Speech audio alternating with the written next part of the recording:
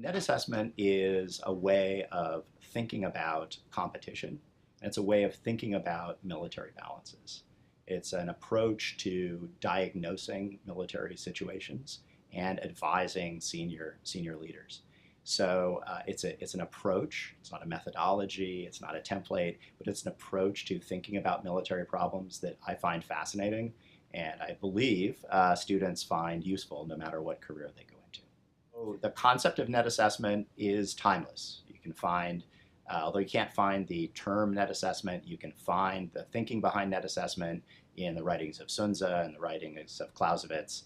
As a bureaucratic process in the United States, it's been around really since the early Cold War. A number of other countries and defense ministries, defense departments have emulated that, and another number of governments have also emulated it.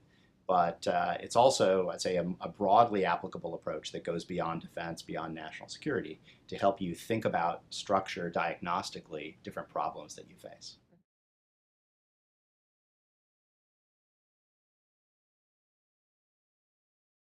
Number one is, logical argumentation.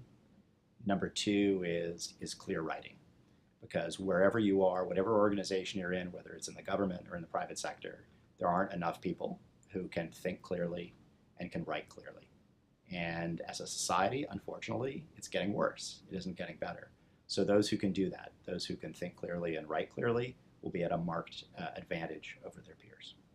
Strategy is all about how to array your resources, your limited resources, in space and time to achieve your objectives against a competitor. That's what strategy is all about to me.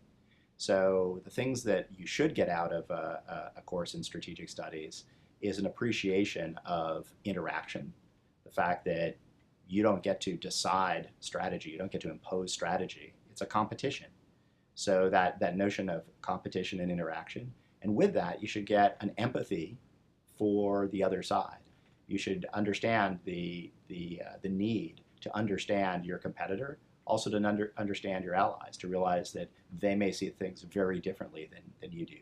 If you get nothing else from a course in strategic studies, I think those are two very valuable things.